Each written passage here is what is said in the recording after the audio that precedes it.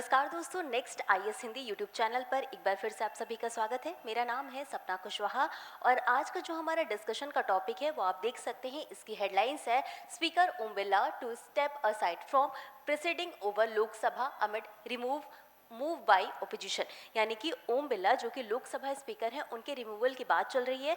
तो ये पूरा मैटर क्या है इसको हम विस्तार से समझेंगे और आगे हम लोकसभा स्पीकर जो है उनके बारे में भी डिटेल से डिस्कस करेंगे। और इसी के साथ ये जो आज का हमारा पूरा टॉपिक है वो जीएस पेपर 2 पॉलिटी से संबंधित है। और अब हम आगे बढ़ेंगे और सबसे पहले जानेंगे कि हालिया घटनाक्रम क्या है। तो जैसे कि हमने आपको बताया कि लोकसभा अध्यक्ष को जो कि ओम बिरला हैं, इनके खिलाफ विपक्ष के द्वारा प्रस्ताव दिया गया, नोटिस दिया गया उनको हटाने के लिए। अब ओम बिरला ने प्रस्ताव पर निर्णय होने तक, यानी कि जब प्रस्ताव पर विचार किया जा रहा है तो उस टाइम तक सदन की अध्यक्षता न करने का फैसला लिया है।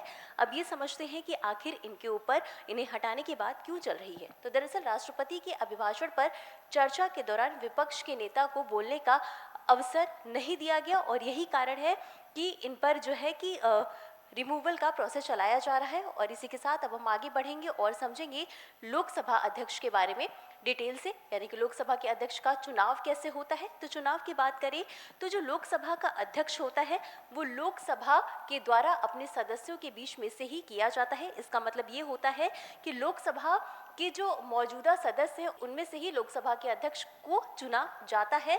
और आपको बता दें कि जो अध्यक्ष के चुनाव की तिथि होती है वो भारत के राष्ट्रपति के द्वारा तय की जाती है और ये जो तिथि है वो सदन की पहली बैठक के पश्चात ही निश्चित की जाती है। तो ये हमने समझा कि लोकसभा के अध्यक्ष का चुनाव कैसे किया जाता है।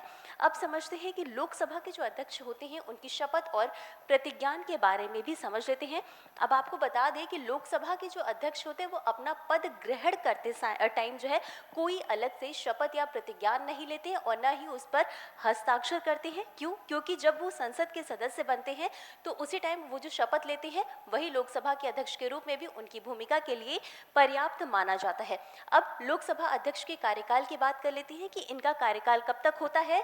तो लोकसभा का जो कार्यकाल है, जब तक लोकसभा का कार्यकाल होगा तब तक अध्यक्ष जो है वो अपने पद पर बने रहते हैं। अब इनके रिमूवल की बात कर ले तो अध्यक्ष को निम्नलिखित, ये जो अभी हम डिस्कस करेंगे, 3 मामलों में से किसी एक में पहले ही अपने पद को रिक्त करना पड़ सकता है। वो कौन कौन सी स्थितियां हैं उनको हम समझ लेते हैं। तो सबसे पहला तो यही है कि यदि वह लोकसभा का सदस्य नहीं रहता। जैसा कि हमने आपको बताया कि लोकसभा अध्यक्ष जो है वो लोकसभा के जो सदस्य होते हैं उनमें से ही चुने जाते हैं। तो जब जैसे ही वो लोकसभा के सदस्य नहीं होंगे वैसे ही वो अपने पद से हट जाएंगे। अगला है वो जो लोकसभा अध्यक्ष है वो उपाध्यक्ष को पत्र लिखकर भी अपना त्यागपत्र दे सकते हैं।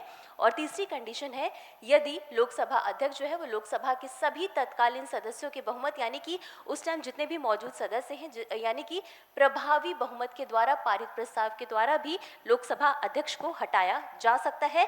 और एक और बात आप ध्यान रखिएगा कि जब भी लोकसभा भंग होती है तो लोकसभा अध्यक्ष अपना पद रिक्त नहीं करता, बल्कि जब नवनिर्वाचित लोकसभा की बैठक होती है वो उस टाइम तक अपने पद पर बना रहता है। और ये जो रिक्ति वाली बात है ये आपके 94C से संबंधित है, संवैधानिक प्रावधान से। और एक और बात जो नोट के रूप में आप देख लेते तो अगर अध्यक्ष का पद रिक्त हो जाता है, यानी कि लोकसभा के अध्यक्ष का पद रिक्त हो जाता है इन सभी स्थितियों के बाद, तो लोकसभा उस रिक्त स्थान को भरने के लिए किसी अन्य सदस्य का चुनाव कर सकती है लोकसभा से ही। और इतना समझने के बाद अब हम आगे बढ़ेंगे और एक बार समझते हैं कि लोकसभा अध्यक्ष को हटाने का पूरा प्रोसेस क्या होता है। एक एक करके उसे समझते हैं। तो लोकसभा अध्यक्ष को प्रभावी बहुमत, यानी कि रिक्त सीटों को छोड़कर, यानी कि जो लोकसभा के जितने भी टोटल सीट है उसमें से रिक्त सीटों को छोड़ करके सदन की कुल सदस्यता का बहुमत इसके द्वारा पारित प्रस्ताव द्वारा हटाया जाता है। और इसके अलावा आपको बता दें कि जब भी लोकसभा अध्यक्ष को हटाने का प्रस्ताव दिया जाता है तो अध्यक्ष को 14 दिन पहले नोटिस देना होता है। और इसी के साथ प्रस्ताव पर तभी विचार किया जाएगा जब इसे कम से कम 50 सदस्यों का समर्थन प्राप्त होगा। अगर 50 सदस्यों का समर्थन प्राप्त नहीं होता है तो इस पर विचार नहीं किया जाएगा नोटिस पर। और इसी के साथ आपको बता दें कि जब लोकसभा अध्यक्ष को हटाने का प्रस्ताव सदन के समक्ष विचाराधीन होता है, यानी कि जो भी उनको हटाने का प्रस्ताव है जब सदन के सामने रखा जाता है, जब उस पर विचार किया जाता है, तो उस दौरान सदन की बैठक की अध्यक्षता अध्यक्ष जो है वो नहीं कर सकते हैं, लेकिन वो सदन में उपस्थित हो सकते हैं। अब यानी कि अगर अध्यक्ष पर जो है कि विचाराधीन है नोटिस, तो ऐसे समय में क्या होगा कि ऐसे समय में जो लोकसभा अध्यक्ष हैं वो सदन में जो भी कार्यवाही चल रही है उसमें बोल सकते हैं, उसमें भाग ले सकते हैं और पहली बार में मतदान कर सकते हैं, लेकिन मतों की बराबरी की स्थिति में मतदान नहीं कर सकते। यानी कि मान लीजिए अगर कोई मुद्दा है, अगर उस पर बराबर मत दिए जाते हैं पक्ष और विपक्ष के द्वारा, तो ऐसी स्थिति में लोकसभा अध्यक्ष जो है वो मतदान नहीं कर सकते, यानी कि मतों की बराबरी की स्थिति में मतदान नहीं कर सकते हैं। अब समझते हैं लोकसभा अध्यक्ष के वेतन और भत्ते के बारे में। तो जो लोकसभा अध्यक्ष होते हैं वो संसद के द्वारा निर्धारित नियमित वेतन और भत्ते के हकदार होते हैं, और लोकसभा अध्यक्ष का जो वेतन होता है और भत्ता होता है वो भारत की संचित निधि पर भारित होते हैं और इसलिए संसद के वार्षिक मतदान के अधीन नहीं है। अब लोकसभा अध्यक्ष की भूमिका के बारे में भी बात कर लेते हैं कि आखिर इतनी जरूरी है क्यों। तो लोकसभा अध्यक्ष जो है वो लोकसभा के प्रमुख और प्रतिनिधि होते हैं। लोकसभा के ये सदस्यों और जो भी लोकसभा के सदस्य हैं और जो भी समितियां हैं और पूरे सदन के जो भी शक्तियां हैं और विशेषाधिकार हैं उनका संरक्षक होते हैं, सुरक्षा करते हैं, और साथ ही साथ ये लोकसभा के मुख्य प्रवक्ता होते हैं। और इसके अलावा लोकसभा अध्यक्ष सभी संसदीय मामलों में अंतिम निर्णायक प्राधिकारी होते हैं। अब इतना समझने के बाद अब हम आगे बढ़ेंगे और समझेंगे लोकसभा स्पीकर की कुछ महत्वपूर्ण शक्तियों के बारे में।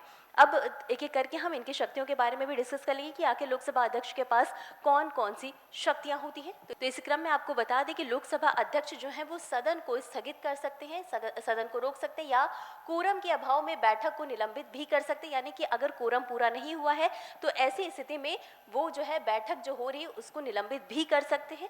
सदन की बैठक के लिए कोरम, सदन की जो कोरम होता है वो सदन की कुल संख्या का 10वां हिस्सा होता है। अगर 10वां हिस्सा पूरा नहीं है तो ऐसी स्थिति में बैठक को निलंबित किया जा सकता है।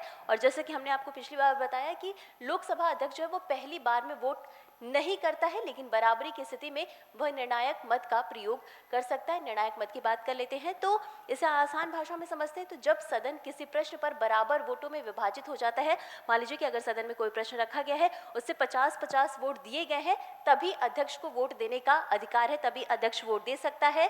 ऐसे वोट को निर्णायक वोट कहा जाता है, जिसका उद्देश्य गतिरोध का समाधान करना होता है। यानी कि जब बराबर किसी भी प्रश्न पर जब बराबर वोट दिए जाते हैं तो ऐसे स्थिति में क्या होगा कि लोकसभा अध्यक्ष जो है वो निर्णायक वोट देंगे। और इसके अलावा जो लोकसभा अध्यक्ष है वो संसद के दोनों सदनों की संयुक्त बैठक की अध्यक्षता भी करते हैं। तो आपको ये पता होना चाहिए कि ये आप याद रखिएगा कि लोकसभा अध्यक्ष जो है वो संसद के दोनों सदनों की संयुक्त बैठक की अध्यक्षता करते हैं। राष्ट्रपति के द्वारा किसी विधेयक पर दोनों सदनों के बीच अगर गतिरोध को सुलझाने के लिए ऐसी बैठक को बुलाया जाता है।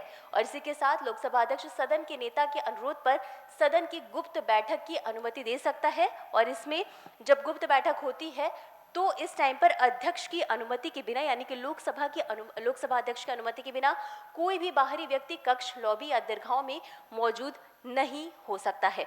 और अगली बात जानेंगे कि अध्यक्ष के द्वारा ही तय किया जाता है, यानी कि लोकसभा अध्यक्ष ही तय करते हैं कि कोई विधेयक धन विधेयक है या नहीं। और इस प्रश्न पर उनका उत्तर, यानी कि लोकसभा अध्यक्ष जो है वो उनका निर्णय ही अंतिम होता है। और आपको बता दें कि जब धन विधेयक को राज्यसभा में भेजा जाता है और राष्ट्रपति के समक्ष स्वीकृति के लिए प्रस्तुत किया जाता है, यानी कि राष्ट्रपति के सामने उनकी स्वीकृति के लिए जब धन विधेयक को प्रस्तुत किया जाता है तो अध्यक्ष विधेयक पर अपना प्रमाण पत्र अंकित करता है कि यह धन विधेयक है। यानी कि कुल मिलाकर के जो लोकसभा अध्यक्ष हैं वही तय करते हैं कि कोई विधेयक धन विधेयक है या नहीं। और ये था आज का हमारा पूरा डिस्कशन। अब इससे संबंधित एक अभ्यास प्रश्न को भी देख लेते हैं। तो प्रश्न है, भारत में लोकसभा अध्यक्ष को पद से हटाने के प्रस्ताव के संदर्भ में निम्नलिखित कथनों पर विचार करें। आपके पास 3 कथन है। पहला है, यह प्रस्ताव कम से कम 50 सदस्यों के द्वारा समर्थित होना चाहिए। दूसरा है, जब अध्यक्ष को हटाने का प्रस्ताव सदन में विचाराधीन होता है तो अध्यक्ष सदन की अध्यक्षता नहीं कर सकता है। और तीसरा है, भारत के संसदीय इतिहास में अब तक किसी भी लोकसभा अध्यक्ष को अविश्वास प्रस्ताव के द्वारा हटाया नहीं गया है। उपरोक्त कथनों में से कौन सा या कौन से सही है या सही है? आपके पास 4 स्टेटमेंट। पहला ऑप्शन जो है वो ए केवल 1, बी केवल 2 और 3, सी केवल 1 और 3, या डी 1, 2 और 3। और इस प्रश्न का उत्तर आपको हमेशा की तरह कमेंट बॉक्स में देना है। तो आज के लिए बस इतना ही। मिलते हैं अगले एपिसोड में इसी तरह कुछ अहम और ज़रूरी खबरों के साथ। तब तक के लिए धन्यवाद।